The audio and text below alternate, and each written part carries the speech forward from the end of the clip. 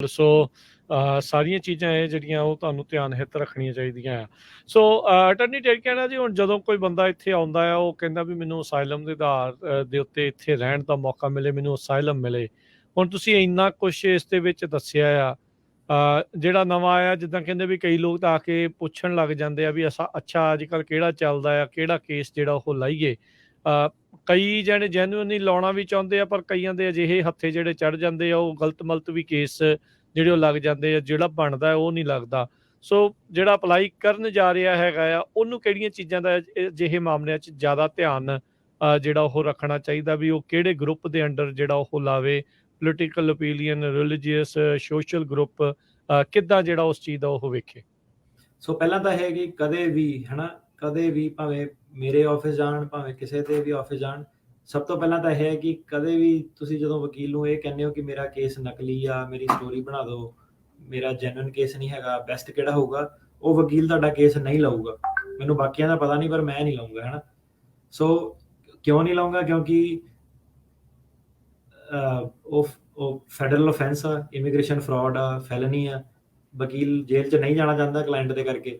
ਵਕੀਲ ਸਿਰਫ ਕਲਾਇੰਟ ਦੀ ਹੈਲਪ ਕਰਨਾ ਚਾਹੁੰਦਾ, ਤਦ ਤੱਕ ਹੈਲਪ ਕਰਨਾ ਚਾਹੁੰਦਾ ਜਦ ਤੱਕ ਕਲਾਇੰਟ ਦੀ ਲੀਗਲੀ ਉਹ ਐਥੀਕਲ ਤਰੀਕੇ ਨਾਲ ਇੱਕ ਹੈਲਪ ਜਿਹੜੀ ਉਹ ਕਰ ਸਕਦਾ। ਸੋ ਇਹਦੇ ਵਿੱਚ ਕੀ ਹੁੰਦਾ ਕਿ ਕਲਾਇੰਟ ਦਾ ਇਨਟੇਕ ਜਿਹੜਾ ਹੁੰਦਾ, ਸਭ ਤੋਂ ਪਹਿਲਾਂ ਸਵਾਲ ਇਹੀ ਹੈਗਾ ਕਿ ਇਹੀ ਹੁੰਦਾ ਆਫਿਸ ਦੇ ਕਿ ਸਭ ਤੋਂ ਪਹਿਲਾ ਸਵਾਲ ਇਹ ਹੈ ਕਿ ਤੁਹਾਨੂੰ ਖਤਰਾ ਹੈਗਾ? ਤਾਂ ਬੰਦਾ ਖਤਰਾ ਤਾਂ ਭਾਜੀ ਕੋਈ ਨਹੀਂ ਹੈਗਾ, ਤੁਹਾਨੂੰ ਪਤਾ ਹੀ ਆ। ਤਾਂ ਉਹਨੂੰ ਕਹੇ ਜਾ ਬਈ, ਤੂੰ ਤੇਰਾ ਕੋਈ ਕੇਸ ਨਹੀਂ ਹੈਗਾ, ਤੇਰੀ ਡਨ ਆ, ਤੂੰ ਜਾ ਕੇ ਹੋਰ ਵਕੀਲ ਲੱਭ ਕੋਈ, ਹੈ ਨਾ। ਸੋ ਪਹਿਲਾਂ ਤਾਂ ਇਹ ਹੈ ਕਿ ਤੁਹਾਡਾ ਖਤਰਾ ਕੀ ਆ, ਤੁਹਾਡੇ ਮੂੰਹੋਂ ਪਹਿਲਾਂ ਸੁਣਨਾ ਜਿਹੜਾ ਵੀ ਵਕੀਲ ਹੈ ਕਿ ਕੀ ਪ੍ਰੋਬਲਮ ਕੀ ਹੈਗੀ ਆ। ਜੇ ਤੁਹਾਨੂੰ ਕੁਛ ਨਹੀਂ ਪਤਾ ਕਿ ਸਾਲਮ ਦਾ ਕਿੱਦਾਂ ਕੀ ਹੈ, ਤੁਸੀਂ ਸਾਰਾ ਆਪਣਾ ਬਚਪਨ ਤੋਂ ਸ਼ੁਰੂ ਹੋ ਜਾਓ, ਆਪਣਾ ਲਿਖੋ, ਇੰਨੀ ਜਮਾਤਾਂ ਮੈਂ ਪੜ੍ਹਿਆ, ਪਿੰਡ 'ਚ ਸੀਗਾ, ਮੇਰਾ ਧਰਮ ਆ, ਮੇਰੀ ਜਾਤ ਆ, ਕਿੱਦਾਂ ਮੈਨੂੰ ਟਰੀਟ ਕੀਤਾ, ਜੌਬ ਬਾਰੇ ਦੱਸੋ, ਆਪਣੇ ਰਿਲੀਜੀਅਸ ਓਪੀਨੀਅਨ ਦੱਸੋ, ਆਪਣੇ ਪੋਲੀਟੀਕਲ ਓਪੀਨੀਅਨ ਦੱਸੋ, ਤੁਹਾਡੇ ਨਾਲ ਜੇ ਕੋਈ ਅਟੈਕ ਟੂਕ ਤੁਹਾਡੇ ਤੇ ਹੋਇਆ ਤੁਸੀਂ ਉਹ ਦੱਸੋ। ਇਹਨੂੰ ਇਨਟੇਕ ਕਹਿੰਦੇ ਆ। ਸੋ ਜਦੋਂ ਵਕੀਲ ਇਨਟੇਕ ਕਰਦਾ, ਉਹ ਦੇਖਦਾ ਕਿ ਕੀ ਬੰਦਾ ਮੈਨੂੰ ਰਫਲੀ ਜਿਹੜਾ ਲਿਖ ਕੇ ਦੇ ਰਿਹਾ, ਉਹਦੇ ਬੇਸ ਤੇ ਫਿਰ ਵਕੀਲ ਜਿਹੜਾ ਦੇਖਦਾ ਕਿ ਇਹ ਬੰਦੇ ਦਾ ਕੇਸ ਹੈਗਾ ਕਿ ਨਹੀਂ ਹੈਗਾ, ਹੈ ਨਾ। ਤੇ ਜਿਹੜਾ ਵਕੀਲ ਦਾ ਕੰਮ ਮੇਨ, ਜਿਹੜਾ ਵਕੀਲ ਤੁਹਾਡੀ ਹੈਲਪ ਕਰ ਸਕਦਾ, ਉਹ ਕੀ ਕਰ ਸਕਦਾ ਹੁੰਦਾ ਕਿ ਜਦੋਂ ਇੱਕ ਵਕੀਲ ਤੇ ਦੂਜੇ ਵਕੀਲ 'ਚ ਬਸ ਇਹ ਫਰਕ ਹੋ ਸਕਦਾ ਹੈਗਾ ਕਿ ਜਦੋਂ ਤੁਸੀਂ ਆਪਣਾ ਦੱਸਿਆ ਉਹਨੂੰ ਕਿ ਆਹ ਮੇਰੀ ਸਟੇਟਮੈਂਟ ਆ, ਮੇਰੀ ਡੈਕਲੇਰੇਸ਼ਨ ਆ, ਜਿਹੜਾ ਵਕੀਲ ਦਾ ਕੰਮ ਆ ਉਹ ਕੀ ਹੈ ਕਿ ਸਵਾਲ ਜਵਾਬ ਰਾਹੀਂ, ਕਿਉਂਕਿ ਹੁਣ ਵਕੀਲ ਨੂੰ ਪਤਾ ਕਿ ਨੈਕਸਸ ਦਾ ਇਸ਼ੂ ਨਹੀਂ ਕਵਰ ਕੀਤਾ, ਰੀਲੋਕੇਸ਼ਨ ਦਾ ਕਵਰ ਨਹੀਂ ਕੀਤਾ, ਆਹ ਚੀਜ਼ ਨਹੀਂ ਕਵਰ ਕੀਤੀ, ਇੱਥੇ ਆਹ ਪ੍ਰੋਬਲਮ ਆਣੀ ਆ, ਕੇਸ ਲਾਅ ਇਦਾਂ ਡਿਸਾਈਡ ਹੋਇਆ, ਇਹਦੇ ਕਰਕੇ ਆਹ ਪ੍ਰੋਬਲਮ ਆ ਸਕਦੀ ਹੈ। ਸੋ ਜਿਹੜਾ ਵਕੀਲ ਦਾ ਕੰਮ ਹੈਗਾ ਉਹ ਇਹ ਹੈਗਾ ਕਿ ਤੁਹਾਡੇ ਕੋਲ ਫਿਰ ਤੁਹਾਡੀ ਡੈਕਲੇਰੇਸ਼ਨ ਦੇ ਵਿੱਚ ਹੋਰ ਸਵਾਲ ਪੁੱਛੂਗਾ ਕਿ ਇਹਨੂੰ ਥੋੜਾ ਜਿਹਾ ਹੋਰ ਐਕਸਪਲੇਨ ਕਰ, ਆਹ ਚੀਜ਼ ਬਾਰੇ ਤੇਰਾ ਕੀ ਕਹਿਣਾ, ਕਿਉਂਕਿ ਤੁਸੀਂ ਸਾਰੀ ਆਪ ਕਵਰ ਨਹੀਂ ਕਰ ਸਕਦੇ, ਜਾਂ ਤੁਹਾਡੇ ਪੈਰਾਲੀਗਲ, ਟਰਾਂਸਲੇਟਰ, ਇੰਟਰਪ੍ਰੇਟਰ ਜਿਹਨਾਂ ਕੋ ਵੀ ਤੁਸੀਂ ਬਣਾਉਂਦੇ ਹੋ, ਉਹ ਵੀ ਪੂਰੀ ਕਵਰ ਨਹੀਂ ਕਰ ਸਕਦੇ। ਸੋ ਇਹ ਹੈ ਕਿ ਤੁਹਾਨੂੰ ਵਕੀਲ ਦੀ ਲੋੜ ਪੈਣੀ ਹੀ ਪੈਣੀ ਹੈ।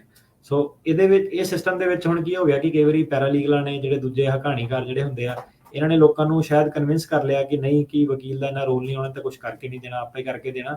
ਸੋ ਇਦਾਂ ਕਿ ਐਂਡ ਆਫ ਦਾ ਡੇ ਇਹਨਾਂ ਨੇ ਇੱਕ ਬੇਸਿਕ ਜੀ ਤੁਹਾਡੀ ਜਿਹੜੀ ਡੈਕਲੇਰੇਸ਼ਨ ਤੁਹਾਡੀ ਲਿਖ ਕੇ ਦਿਓਗੇ, ਜਿਹੜੀ ਕਿ ਅੱਗੇ ਉੱਤੇ ਕੋਰਟ ਸਿਸਟਮ ਦੇ ਵਿੱਚ ਫਲਾਈ ਨਹੀਂ ਕਰਦੀ। ਸੋ ਬੇਸਿਕਲੀ ਇਹ ਹੈਗਾ ਕਿ ਜੇ ਤੁਸੀਂ ਕਿਸੇ ਦੀ ਹੈਲਪ ਵੀ ਲੈਂਦੇ ਆ, ਤੁਹਾਨੂੰ ਕੋਈ ਟਰਾਂਸਲੇਟਰ ਤੁਹਾਡੇ ਬਿਆਨ ਲਿਖਣ 'ਚ ਤੁਹਾਡੀ ਹੈਲਪ ਕਰਦਾ, ਤੁਸੀਂ ਪੇਪਰ ਤੇ ਉਹਨੂੰ ਲਿਖਦੇ ਹੋ, ਤੁਸੀਂ ਫਿਰ ਵੀ ਵਕੀਲ ਦੇ ਥਰੂ ਹੀ ਜਾਣਾ ਵਾ। ਸੋ ਵਕੀਲ ਫਿਰ ਤੁਹਾਨੂੰ ਉਹਦੇ ਵਿੱਚੋਂ ਹੋਰ ਸਵਾਲ ਪੁੱਛੂਗਾ ਕਿ ਆਹ ਚੀਜ਼ ਬਾਰੇ ਹੋਰ ਐਕਸਪਲੇਨ ਕਰ, ਆਹ ਚੀਜ਼ ਨੂੰ ਵਧਾ ਕੇ ਦੱਸਣਾ, ਆਹ ਤੂੰ ਫਾਲਤੂ ਲਿਖਿਆ ਇਹਨੂੰ ਕੱਟ ਦੇ। ਸੋ ਜਿਹੜਾ ਵਕੀਲ ਦਾ ਰੋਲ ਹੈਗਾ ਉਹ ਹੈਗਾ ਕਿ ਜੋ ਵੀ ਉਹ ਐਥੀਕਲੀ ਪ੍ਰੈਜ਼ੈਂਟ ਕਰ ਸਕਦਾ ਜੱਜ ਮੂਹਰੇ, ਜਿਹੜਾ ਤੁਸੀਂ ਕਹਿੰਦੇ ਹੋ ਕਿ ਸੱਚ ਆ, ਇਹ ਮੇਰੇ ਨਾਲ ਹੋਇਆ ਵਾ। ਵਕੀਲ ਦਾ ਸਿਰਫ ਉਹਨਾਂ ਰੋਲ ਹੈਗਾ, ਉਸ ਤੋਂ ਇਲਾਵਾ ਕਿਸੇ ਨੂੰ ਕੋਈ ਇੰਟਰਸਟ ਨਹੀਂ ਹੈਗਾ ਕਿ ਕੋਈ ਕਾਨੂੰਨ ਨਾਲ ਪੰਗਾ ਲਵੇ, ਤੁਹਾਡੇ ਕਰਕੇ ਜੇਲ੍ਹ ਜਾਵੇ, ਇਦਾਂ ਨਹੀਂ ਹੋ ਸਕਦਾ। ਸੋ ਇਹ ਹੈ ਕਿ ਜਦੋਂ ਤੁਸੀਂ ਅਸਾਲਮ, ਜਦੋਂ ਐਡੀ ਦੂਰ ਤੁਸੀਂ ਆ ਹੀ ਗਏ, ਤਾਂ ਜਦੋਂ ਤੁਸੀਂ ਕਿਸੇ ਦੇ ਵੀ ਆਫਿਸ 'ਚ ਜਾਂਦੇ ਹੋ, ਸੋ ਪਹਿਲਾਂ ਤੁਹਾਨੂੰ ਇਹੀ ਹੈ ਕਿ ਤੁਹਾਨੂੰ ਆਪਣਾ ਜਿਹੜਾ ਕੇਸ ਆ ਪਤਾ ਹੋਣਾ ਚਾਹੀਦਾ ਕਿ ਮੈਨੂੰ ਇੰਡੀਆ 'ਚ ਪ੍ਰੋਬਲਮ ਕੀ ਆ, ਮੈਨੂੰ ਖਤਰਾ ਕਿੱਥੋਂ ਹੈਗਾ। ਜੀ ਜੀ। ਸੋ ਜਿੱਦਾਂ ਆਪਾਂ ਪਹਿਲਾਂ ਵੀ ਜ਼ਿਕਰ ਕੀਤਾ, ਕਈ ਦੀ ਜਦੋਂ ਨਵਾਂ ਬੰਦਾ ਆਇਆ ਹੁੰਦਾ, ਉੱਦਾਂ ਦੇਖੋ ਸਭ ਨੂੰ ਹੀ ਪਤਾ ਹੈ ਵੀ ਜਿਹੜਾ ਇੱਥੇ ਤੱਕ ਪਹੁੰਚ ਰਿਹਾ, ਕੁਛ ਨਾ ਕੁਛ ਫਾਈਨੈਂਸ਼ੀਅਲੀ ਉਹਦੇ ਕੋਲ ਹੁੰਦਾ ਵੀ ਆ, ਪਰ ਬਹੁਤ ਵਾਰੀ ਆ ਕੇ ਬਹੁਤ ਸਾਰੀਆਂ ਮਜਬੂਰੀਆਂ ਆ, ਸਾਰਾ ਖਰਚਾ ਆਉਂਦਿਆਂ ਜਾਂਦਿਆਂ ਦੇ ਵਿੱਚ ਜਿਹੜਾ ਉਹ ਲੰਘ ਜਾਂਦਾ ਆ। ਆਉਂਦਿਆਂ ਕਈ ਵਾਰੀ ਇੰਨੇ ਉਹਨਾਂ ਦੇ ਕੋਲ ਰਾਸ਼ੀ ਨਹੀਂ ਵੀ ਹੁੰਦੀ। ਸੋ ਉਹ ਜਿਹੇ ਕੇਸਾਂ ਦੇ ਵਿੱਚ ਕੋਈ ਉਹਨਾਂ ਦੀ ਆਰਥਿਕ ਤੌਰ ਦੇ ਉੱਤੇ ਮਦਦ ਕੋਈ ਚੀਜ਼ ਹੁੰਦੀ ਆ ਜਾਂ ਨਹੀਂ ਹੁੰਦੀ, ਜਾਂ ਜੋ ਹੈ ਸੋ ਕਰਨਾ ਹੀ ਪੈਂਦਾ ਹੈ? ਸੋ ਇਦਾਂ ਹੈ ਕਿ ਸੋ ਦੋ ਚੀਜ਼ਾਂ ਆ ਗਈਆਂ ਇਹਦੇ ਵਿੱਚ। ਪਹਿਲਾਂ ਤਾਂ ਜਿਹੜਾ ਬੰਦਾ ਬਾਰਡਰ ਟੱਪ ਕੇ ਆ ਰਿਹਾ, ਐਡੀ ਦੂਰੋਂ ਆ ਰਿਹਾ, ਪਹਿਲਾਂ ਤਾਂ ਤੁਸੀਂ ਦੇਖੋ ਕਿ ਤੁਹਾਨੂੰ ਬਾਰਡਰ ਤੇ ਉਹਨਾਂ ਨੇ ਸਵਾਲ ਪੁੱਛਣਾ ਕਿ ਚਲੋ ਅੱਜ ਨਹੀਂ ਪੁੱਛ ਰਹੇ, ਪਰ ਕਈ ਵਾਰੀ ਇੰਟਰਵਿਊ ਵੀ ਲੈਂਦੇ ਸੀਗੇ ਕਿਸੇ ਟਾਈਮ, ਜਾਂ ਦੁਬਾਰਾ ਸ਼ੁਰੂ ਹੋ ਸਕਦਾ ਕਿ ਇੰਟਰਵਿਊ ਸਟ੍ਰਿਕਟ ਹੋ ਸਕਦੇ ਆ। ਸੋ ਪਹਿਲਾਂ ਤਾਂ ਇਹ ਹੈ ਕਿ ਤੁਹਾਨੂੰ ਬਿਆਨ ਆਪਣੇ ਤੁਹਾਡੇ ਹੁਣ ਐਕਸਪੈਕਟੇਸ਼ਨ ਇਹ ਹੈ ਕਿ ਬਾਰਡਰ ਤੇ ਤੁਸੀਂ ਦੱਸਣ ਲਈ ਰੈਡੀ ਹੋਵੋਗੇ ਕੀ ਹੋਇਆ ਤੁਹਾਡੇ ਨਾਲ, ਕਿੱਦਾਂ ਹੋਇਆ, ਹੈ ਨਾ। ਸੋ ਜਦੋਂ ਤੁਸੀਂ ਉਸ ਇਰਾਦੇ ਨਾਲ ਇੱਕ ਵਾਰੀ ਕ੍ਰਾਸ ਕਰ ਲਿਆ ਬਾਰਡਰ ਆਲਰੇਡੀ, ਭਾਵੇਂ ਤੁਸੀਂ ਸੇਫ ਲੰਘ ਕੇ ਆਏ, ਭਾਵੇਂ ਬਿਨਾਂ ਬਿਆਨਾਂ ਤੋਂ ਤੁਹਾਨੂੰ ਉਹਨਾਂ ਨੇ ਛੱਡਤਾ, ਪਹਿਲਾ ਤਾਂ ਸਵਾਲ ਮੇਰਾ ਤੁਹਾਡੇ ਕੋਲ ਇਹ ਹੈਗਾ ਕਿ ਜਦੋਂ ਤੁਸੀਂ ਬਾਰਡਰ ਜਦੋਂ ਕ੍ਰਾਸ ਕਰ ਰਹੇ ਆ, ਪਹਿਲੀ ਤਾਂ ਉਦੋਂ ਹੀ ਤੁਹਾਨੂੰ ਪਤਾ ਹੋਣਾ ਚਾਹੀਦਾ ਕਿ ਸੀਗਾ ਕੀ, ਮੁੱਦੇ ਕੀ ਹੈਗੇ ਹਨ।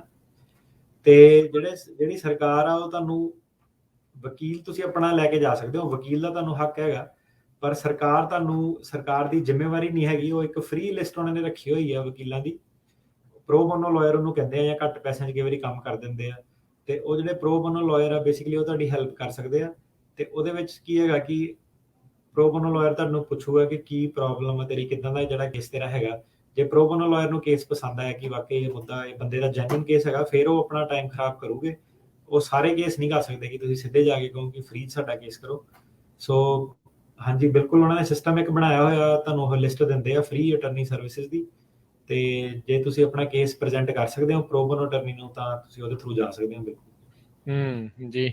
ਪਰ ਫਿਰ ਇਹ ਵੀ ਜਿਹੜਾ ਕੇਸ ਜਿਸਨੇ ਲਗਵਾਉਣਾ ਉਹਨੂੰ ਇਹ ਵੀ ਪਤਾ ਵੀ ਜਿਹੜਾ ਪ੍ਰੋ ਬੋਨੋ ਆ, ਉਹ ਤੋਂ ਐਕਸਪੈਕਟੇਸ਼ਨ ਵੀ ਫਿਰ ਉਦਾਂ ਦੀਆਂ ਹੀ ਜਿਹੜਾ ਉਹ ਬੰਦਾ ਰੱਖ ਸਕਦਾ ਆ, ਕਿਉਂਕਿ ਅਕਸਰ ਉਹਨੇ ਵੀ ਆਪਣਾ ਰੋਟੀ ਪਾਣੀ ਫੁਲਕਾ ਜਿਹੜਾ ਕਿ ਹੋਰ ਪਾਸੋਂ ਤੋੜਨਾ, ਉਹ ਤੁਹਾਡੀ ਮਦਦ ਲਈ ਜਿਹੜਾ ਉਹ ਜ਼ਰੂਰ ਕਰ ਰਿਹਾ ਹੈਗਾ ਆ। ਉਹਨਾਂ ਦੀ ਆਪਣਾ ਜਿਹੜੀਆਂ ਸਰਕਾਰ ਨੇ ਨਾ ਸੰਸਥਾਵਾਂ ਬਣਾਈਆਂ, ਚੈਰੀਟੇਬਲ ਆਰਗੇਨਾਈਜੇਸ਼ਨਸ ਵਗੈਰਾ ਹੈਗੀਆਂ, ਇਹ ਆਪਣਾ ਜਿਹੜਾ ਇਹਨਾਂ ਨੂੰ ਫੰਡਿੰਗ ਹੁੰਦੀ ਆ, ਉਹ ਵਕੀਲ ਨੂੰ ਇਦਾਂ ਕਿ ਪੂਰੇ ਪੈਸੇ ਨਹੀਂ ਮਿਲਦੇ, ਉਹਨੂੰ ਕੁਝ ਪੈਸੇ ਮਿਲ ਜਾਂਦੇ ਆ। ਉਹ ਵਕੀਲ ਜਿਹੜੇ ਹੈਗੇ ਆ, ਉਹ ਆਲਰੇਡੀ ਜਿਹੜੀ ਆ ਪ੍ਰੋ ਬੋਨੋ, ਕਈ ਲੋਕੀ ਆ ਪ੍ਰੋ ਬੋਨੋ ਕੰਮ ਹੀ ਕਰਨਾ ਚਾਹੁੰਦੇ ਆ। ਹਰੇਕ ਵਕੀਲ ਦੇ ਵੀ ਲਾਈਫ ਦੇ ਕਈ ਫੇਜ਼ ਹੁੰਦੇ ਆ। ਹਰੇਕ ਵਕੀਲ ਇੱਕ ਨਾ ਇੱਕ ਪੁਆਇੰਟ ਤੇ ਜਾ ਕੇ ਪੈਸਾ ਬਣਾ ਲੈਂਦਾ ਵਾ। ਡਾਕਟਰ, ਵਕੀਲ, ਇਹ ਕੋਈ ਏਦਾਂ ਨਹੀਂ ਹੈਗਾ ਕਿ ਇਹਨਾਂ ਨੇ ਅੰਡਰਪੇਡ ਰਹਿਣਾ ਹੈਗਾ। ਸੋ ਏਦਾਂ ਹੈ ਕਿ ਲੋਕਾਂ ਦੇ ਬਾਅਦ ਚ ਮੋਟੀਵੇਸ਼ਨ, ਪਰਪਸ ਜਿਹੜਾ ਉਹ ਚੇਂਜ ਹੋ ਜਾਂਦਾ ਕਿ ਨਹੀਂ, ਮੈਂ ਹੁਣ ਇਹ ਚੀਜ਼ ਨਹੀਂ ਕਰਨੀ, ਮੈਂ ਹੁਣ ਪ੍ਰੋ ਬੋਨੋ ਕਰਨਾ। ਸੋ ਆਪਾਂ ਡਿਸਕਸ ਵੀ ਕੀਤੇ ਕਈ ਕੇਸ ਹਨ ਜਿਹੜੇ ACLU ਨੇ, ਹੋਰ ਜਿਹੜੇ ਗਰੁੱਪ ਹੈਗਾ, ਕੈਥੋਲਿਕ ਚੈਰਿਟੀਜ਼ ਜਿਹੜੀਆਂ ਹੈਗੀਆਂ, ਉਹ ਕਾਫੀ ਵਾਰੀ ਜਿਹੜੇ ਈਵਨ ਸੁਪਰੀਮ ਕੋਰਟ ਤੱਕ ਉਹ ਕੇਸ ਜਿਹੜੇ ਉਹ ਲੈ ਕੇ ਗਏ ਆ। ਸੋ ਇੱਕ ਆਪਣਾ ਮਤਲਬ, ਅਜੇ ਤਾਂ ਦੇਖੋ ਮੇਰੀ ਏਜ ਯੰਗ ਆ, ਮੈਂ ਲਾਇਰ ਆ, ਪਰ ਇੱਕ ਮੇਰਾ ਸੁਪਨਾ ਇਹ ਹੈਗਾ ਕਿ ਜਦੋਂ by the time and I'm in my later years, ਕਿ ਇੱਕ ਸਾਡੇ ਸਿੱਖਾਂ ਦੀ ਵੀ ਇੱਕ ਸੰਸਥਾ ਜਿਹੜੀ ਹੋਵੇ, ਜਿਹੜੀ ਕਿ ਉਹ ਨਹੀਂ ਕਿ ਬਸ ਦਿਖਾਵੇ ਨੂੰ ਕਿ ਉਹ ਫੰਡ ਲਿਆ, ਸੋਸ਼ਲ ਮੀਡੀਆ ਤੇ ਬੱਲੇ ਬੱਲੇ ਕਰਤੀ। ਜਿਹੜੇ ਜੈਨੂਇਨਲੀ ਜਿਹੜੇ ਬਾਰਡਰ ਟੱਪ ਕੇ ਜਿਹੜੇ ਆਉਂਦੇ ਆ, ਉਹਨਾਂ ਦੇ ਜਿਹੜੇ ਹੱਕਾਂ ਵਾਸਤੇ ਜਿਹੜੀ ਲੜਾਈ ਕਰੇ, ਹਨਾ। ਤੇ ਉਹ ਅਜੇ ਮੇਰੇ ਕੋਲ ਤਾਂ ਉਹ ਪ੍ਰੋਜੈਕਟ ਕਰਨ ਦਾ ਟਾਈਮ ਹੈ ਨਹੀਂਗਾ। ਪਰ ਇਹ ਹੈ ਕਿ ਜਿੱਦਾਂ ਇਹਨਾਂ ਦੇ ਹੁਣ ਜਿਹੜੇ ਹਿਸਪੈਨਿਕ ਇਮੀਗ੍ਰੇਸ਼ਨ ਆ, ਇਹਨਾਂ ਦੀ ਕਾਫੀ ਜ਼ਿਆਦਾ ਜਿਹੜੀ ਲੌਬੀ ਆ, ਜਦੋਂ ਇਹਨਾਂ ਦੇ ਇਹ ਆਪਣੀ ਕਮਿਊਨਿਟੀ ਦੇ ਬਿਹਾਈਂਡ ਸਟੈਂਡ ਕਰਦੇ ਆ। ਜਿਹੜੀ ਸਾਡੀ ਕਮਿਊਨਿਟੀ ਵਾਲੇ ਉਹ ਹੈ ਕਿ ਇੱਕ ਵਾਰੀ ਬੰਦੇ, ਕਈ ਵਾਰੀ ਤਾਂ ਉਹਨਾਂ ਨੂੰ ਆਪਣੇ ਸਾਲਮ ਕੇਸ ਆਪ ਹੀ ਨਹੀਂ ਇੰਟਰਸਟ ਹੁੰਦਾ, ਫਿਰ ਇੱਕ ਵਾਰੀ ਉਹ ਲੈ ਲੈਂਦੇ, ਉਹ ਟੈਨਸ਼ਨ ਨੂੰ ਨਹੀਂ ਲੈਂਦੇ, ਹਨਾ ਆਪਣੀ। ਤੇ ਆਪਣੇ ਹੁਣ ਜਿੱਦਾਂ ਮਾਨ ਸਾਹਿਬ ਦੀ ਆਪ ਦੀ ਇੱਕ ਮੈਂ ਟਿਕਟੌਕ ਤੇ ਵੀਡੀਓ ਦੇਖੀ ਸੀਗੀ ਕਿ ਕਹਿੰਦਾ, ਸਿੱਖਾਂ ਨੂੰ ਮੇਰਾ ਸਵਾਲ ਆ ਕਿ ਤੁਸੀਂ ਕਿਉਂ ਵੋਟ ਪਾਉਂਦੇ ਆ ਦੂਜੇ ਪਾਸੇ।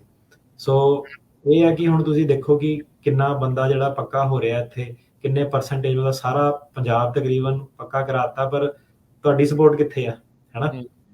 ਤੇ ਉਹ ਹੈ ਕਿ ਜਿਹਦੇ ਤੁਹਾਡੀ ਸਪੋਰਟ ਘੱਟੋ ਘੱਟ ਜਿਹੜੇ ਮਤਲਬ ਜਿਹੜਾ ਤੁਹਾਡਾ ਇੱਕ ਐਫਰਟ ਆ, ਜੇ ਹਿਸਪੈਨਿਕ ਜਿਹੜੇ ਲੋਕ ਆ, ਜੇ ਉਹ ਕਰ ਸਕਦੇ ਆ, ਕੈਥੋਲਿਕ ਚੈਰਿਟੀਜ਼ ਵਾਲੇ, ਉਹ ਜਿਹੜੇ ਉਹਨਾਂ ਦੇ ਧਾਰਮਿਕ ਜਿਹੜੇ ਸਥਾਨ ਆ, ਉਹ ਜਦੋਂ ਕੈਥੋਲਿਕ ਚੈਰਿਟੀਜ਼ ਵਾਲੇ ਜੇ ਜਾ ਕੇ ਕੇਸ ਲੜ ਸਕਦੇ ਆ ਉੱਥੇ ਉਹਨਾਂ ਦੇ, ਸਾਡੇ ਧਾਰਮਿਕ ਸਥਾਨ ਵਾਲੇ, ਇਹਨਾਂ ਦੇ ਬੰਦੇ ਕਿੱਥੇ ਹੈਗੇ ਆ। ਸੋ ਇਹ ਸਵਾਲ ਹੈ ਕਿ ਇਹ ਟੀਮਾਂ ਕਿੱਥੇ ਹੈਗੀਆਂ ਸਾਰੀਆਂ, ਹਨਾ। ਕਿ ਠੀਕ ਆ, ਬਾਕੀ ਬੜੀਆਂ ਮੱਲਾਂ ਮਾਰੀਆਂ, ਸਾਡੇ ਰਿਲੀਜਨ ਨੇ ਬੜਾ ਕੁਝ ਕੀਤਾ, ਪਰ ਲੀਗਲ ਵਾਲੇ ਪਾਸੇ ਨਹੀਂ ਕੋਈ ਗਿਆ। ਮੈਡੀਕਲ ਵਾਲੇ ਪਾਸੇ ਉਹਨਾਂ ਨੇ ਕਵਰ ਕਰ ਲਿਆ। ਜਿਹੜੇ ਹੁਣ ਜਿਹੜੇ ਪੀੜਿਤ ਲੋਕੀ ਆਏ, ਇਵਨ ਯੂਕਰੇਨ ਵਗੈਰਾ, ਖਾਣਾ ਵਗੈਰਾ ਉੱਥੇ ਪਹੁੰਚਾ ਲਿਆ, ਹੋ ਗਿਆ। ਪਰ ਲੀਗਲ ਵਾਲੀ ਜਿਹੜੀ ਸਾਈਡ ਸੀਗੀ, ਉਹ ਅੱਜ ਤੱਕ ਕਿਸੇ ਨੇ ਕਵਰ ਨਹੀਂ ਕੀਤੀ। ਮੇ ਵੀ ਸ਼ਾਇਦ ਟੈਕਨੀਕਲ ਸੀਗਾ, ਮੇ ਵੀ ਸ਼ਾਇਦ ਉਹਨਾਂ ਨੂੰ ਬੰਦੇ ਨਹੀਂ ਮਿਲੇ। ਪਰ ਇਹ ਹੈ ਕਿ ਇੱਕ ਐਫਰਟ ਇਹ ਜ਼ਰੂਰ ਪਾਵਾਂਗੇ ਲਾਈਫ ਦੇ ਵਿੱਚ ਆਪਣੀ, ਕਿ ਇੱਧਰਲੇ ਬੰਨੇ ਨੂੰ ਵੀ ਜਿਹੜੀ ਗੱਡੀ ਆ, ਲੀਗਲ ਹੈਲਪ ਵੱਲ ਵੀ ਇੱਕ ਜਿਹੜੀ ਆ ਉਹ ਤੁਰੇ, ਤਾਂ ਕਿ ਜਿਹੜੇ ਹੁਣ ਰਾਜਕਰਨ ਹੋਣਾ ਨੇ ਜਿੱਦਾਂ ਪੁੱਛਿਆ ਕਿ ਫ੍ਰੀ ਵਾਲੇ ਕਿੱਥੇ ਹੈਗੇ ਆ। ਸੋ ਇਹ ਹੈ ਕਿ ਡੋਮੈਸਟਿਕ ਵਾਇਲੈਂਸ ਵਾਲੀ ਜੇ ਆਈ, ਤਾਂ ਵਾਕਈ ਹੀ ਸਾਡੀ ਆਪਣੀ ਮਾਈਤਰੀ ਵਗੈਰਾ ਇੱਦਾਂ ਹੋਰ ਆਰਗੇਨਾਈਜੇਸ਼ਨ ਜਿਹੜੀਆਂ ਹੈਗੀਆਂ ਵੂਮਨ ਦੀ ਮਦਦ ਕਰ ਦਿੰਦੀਆਂ, ਪਰ ਐਜ਼ ਸੱਚ ਕੋਈ ਪੰਜਾਬੀ ਜਾਂ ਕੋਈ ਸਿੱਖ ਆਰਗੇਨਾਈਜੇਸ਼ਨ ਨਹੀਂ ਹੈਗੀ ਜਿਹੜੀ ਸਪੈਸੀਫਿਕਲੀ ਆਪਣੇ ਪੰਜਾਬੀ ਮੂਲ ਦੇ ਲੋਕਾਂ ਨੂੰ, ਜਿਹਨਾਂ ਕਿ ਵਾਕਈ ਘਰੋਂ ਜਿਹਨਾਂ ਨੂੰ ਕੱਢ ਦਿੰਦੇ ਇੱਥੋਂ, ਵਾਵਾ ਦਾ ਕੇਸ ਆ ਉਹ ਕੇਸ। ਕਿਉਂਕਿ ਹੁਣ ਜਦੋਂ ਸਾਡੇ ਕੋਲ ਤੁਸੀਂ ਪ੍ਰਾਈਵੇਟ ਪ੍ਰੈਕਟਿਸ 'ਚ ਆਉਂਦੇ ਹੋ, ਸਾਡੇ ਆਪਣੇ ਐਕਸਪੈਂਸਿਸ ਆਪਾਂ ਫ੍ਰੀ 'ਚ ਕੇਸ ਕਰ ਨਹੀਂ ਸਕਦੇ, ਆਪਾਂ ਕੈਲੀਬ੍ਰੇਟਡ ਨਹੀਂ ਹੈਗੇ ਉਸ ਚੀਜ਼ ਲਈ। ਪਰ ਇਹ ਹੈ ਕਿ ਜੇ ਇੱਦਾਂ ਦੀ ਸੰਸਥਾ ਬਣੇ, ਆਪਾਂ ਉਹਨੂੰ ਰੈਗੂਲੇਟ ਗਾਈਡੈਂਸ ਦੇ ਸਕਦੇ ਹਾਂ, ਇੰਟਰਨਸ ਐਮਪਲੋਏ ਕਰ ਸਕਦੇ ਹਾਂ, ਤੇ ਉਹ ਜਿਹੜੇ ਲੋਕਾਂ ਦੀ ਜਿਹੜੀ ਆ ਹੈਲਪ ਉਹ ਹੋ ਸਕਦੀ ਆ। ਜੇ ਕੋਈ ਸੁਣ ਰਿਹਾ, ਜੇ ਕਿਸੇ ਦੇ ਮਨ 'ਚ ਇੱਦਾਂ ਦਾ ਪ੍ਰੋਜੈਕਟ ਹੈਗਾ, ਜੈਨੂਇਨਲੀ ਉਹ ਬਿਨਾਂ ਪੈਸਾ ਖਾਦੇ, ਇੱਦਾਂ ਦੀ ਕੋਈ ਲਾਲਚ ਰੱਖੇ, ਬਿਨਾਂ ਕਿਸੇ ਅਹੁਦੇ ਦਾ ਲਾਲਚ ਰੱਖੇ ਹੋਏ, ਜੇ ਕੋਈ ਕਰਨਾ ਚਾਹੁੰਦਾ ਹੈਗਾ, ਆਲ ਸਟੈਂਡ ਬਿਹਾਈਂਡ ਦੈਟ ਪਰਸਨ, ਉਹਨੂੰ ਆਪਾਂ ਪੂਰਾ ਦੱਸ ਸਕਦੇ ਹਾਂ ਕਿ ਕਿੱਦਾਂ ਤੁਸੀਂ ਇਹ ਕਰ ਸਕਦੇ ਹੋ, ਹਨਾ। ਸੋ ਗੱਲ ਉਹੀ ਆ ਕਿ ਕੀ ਅਸੀਂ ਲੋਕ ਰੈਡੀ ਹੈਗੇ ਆ ਉਸ ਚੀਜ਼ ਲਈ ਕਿ ਨਹੀਂ। ਆਪਾਂ ਆਪਣੀ ਅਜੇ ਬੇਸਿਕ ਜੱਦੋ-ਜਹਿਦ 'ਚ ਕਿ ਅਜੇ ਆਪਾਂ ਆਏ ਹਾਂ, ਆਪਾਂ ਤੰਬੂ ਲਾਉਣਾ, ਪਹਿਲਾਂ ਆਪਾਂ ਆਪਣੇ ਪੈਸੇ ਬਣਾਉਣੇ, ਫਿਰ ਬਾਕੀ ਬਾਅਦ 'ਚ ਦੇਖਾਂਗੇ, ਉਹ ਵਾਲੇ ਫੇਸ 'ਚ। ਜੀ ਇੱਥੇ ਤਾਂ ਪਤਾ ਨਹੀਂ ਟਿਰਕੇਣਾ ਜੀ ਇਸ ਵਾਲੀ ਸਥਿਤੀ 'ਚ ਆਪਾਂ ਕਦੋਂ ਪਹੁੰਚਾਂਗੇ। ਚਲੋ ਇੱਕ ਦੂਜੇ ਦੀ ਮਦਦ ਕਰਨਾ। ਕਹਿੰਦੇ ਤਾਂ ਆਪਾਂ ਬਹੁਤ ਆ ਕਿ ਏਦਾਂ ਕਰ ਲਿਆ, ਓਦਾਂ ਕਰ ਲਿਆ, ਪੈਸੇ ਵੀ ਬਣਾ ਲਏ, ਪਰ ਇਹ ਆ ਕਿ ਦੇਖੋ ਰੱਜ ਕਦੋਂ ਹੁੰਦਾ ਕਮਿਊਨਿਟੀ ਦਾ। ਜੀ ਇਹ ਨਹੀਂ, ਹੁਣ ਤਾਂ ਦੇਖੋ ਅਟਰਨੀ ਟਿਰਕੇਣਾ ਜੀ ਅਫਸੋਸ ਦੇ ਨਾਲ ਕਹਿਣਾ ਪੈ ਰਿਹਾ ਵੀ ਜਿਹੜੇ ਲੋਕ ਆਪ ਉਸ ਆਧਾਰ ਦੇ ਉੱਤੇ ਪਹਿਲੋਂ ਜਿਹੜੇ ਉਹ ਆਏ ਸੀਗੇ, ਪੱਕੇ ਵੀ ਹੋਏ, ਉਹਨਾਂ ਦੇ ਪਰਿਵਾਰ ਵੀ ਆ ਗਏ ਆ, ਹੁਣ ਅਜਿਹੇ ਆ ਰਹੇ ਲੋਕਾਂ ਦੇ ਖਿਲਾਫ ਬੋਲਦੇ ਨੇ। ਉਹ ਚੰਗਾ ਨਹੀਂ ਜਿਹੜਾ ਉਹ ਲੱਗਦਾ, ਉਹ ਗੱਲ ਠੀਕ ਨਹੀਂ ਲੱਗਦੀ। ਮਦਦ ਤੇ ਪਤਾ ਨਹੀਂ ਉਹਨਾਂ ਦੀ ਕੋਈ ਕਰੂਗਾ ਕਿ ਨਹੀਂ ਕਰੂਗਾ, ਜਿਹੜੇ ਇਦਾਂ ਇਸ ਹਿਸਾਬ 'ਚ ਆ ਰਹੇ ਆ। ਪਰ ਉਹਨਾਂ ਦੀ ਜਿਹੜੇ ਕਹਿ ਲਓ ਵੀ ਵਿਰੋਧ ਆਪਾਂ ਨੂੰ ਇਸ ਟਾਈਮ ਕਈ ਥਾਵਾਂ ਦੇ ਉੱਤੇ ਜਿਹੜਾ ਉਹ ਦੇਖਣ ਨੂੰ ਮਿਲ ਰਿਹਾ ਹੈਗਾ। ਮਾੜੀ ਗੱਲ ਆ, ਇਦਾਂ ਜਿਹੜਾ ਉਹ ਚਾਹੀਦਾ ਨਹੀਂ ਆ। ਆਪਣਾ ਸਮਾਂ ਜਿਹੜਾ ਆ ਸਾਰਿਆਂ ਨੂੰ ਯਾਦ ਜਿਹੜਾ ਆ ਉਹ ਜ਼ਰੂਰ ਰੱਖਣਾ ਚਾਹੀਦਾ ਆ। ਹੋ ਸਕਦਾ ਵੀ ਇਹ ਸਾਡੀ ਗੱਲ ਦਾ ਇੰਨਾ ਕੁ ਕਲਿੱਪ ਕੱਢ ਕੇ ਕੋਈ ਵਿਵਾਦ ਵੀ ਜਿਹੜਾ ਉਹ ਬਣਾ ਲਵੇ। ਉਹ ਦੇਖੋ ਜੀ ਸਾਨੂੰ ਵਿਵਾਦ ਭਾਜੀ ਪਾ ਦੇਵੇ ਤਾਂ ਪਵਾ ਦੇਵੇ, ਆਪਾਂ ਕਿਹੜਾ ਕਿਸੇ ਤੋਂ, ਹਨਾ। ਜਿਹੜਾ ਇਹਦਾ ਖੁੱਲਾ ਦਰਵਾਜ਼ਾ, ਜਿਹਨੇ ਆਣਾ ਪਿਆਰ ਨਾਲ, ਪਿਆਰ ਵਾਲੇ ਨੂੰ ਪਿਆਰ ਨਾਲ, ਜਿਹਨੇ ਨਹੀਂ ਵਿਵਾਦ ਕਰਨਾ ਵਿਵਾਦ ਕਰ ਲਵੇ। ਕੀ ਕਰੂੰਗੇ ਵਿਵਾਦ ਕਰਕੇ ਵੀ? ਜੀ ਬਿਲਕੁਲ ਨਹੀਂ। ਸੋ ਆਪਾਂ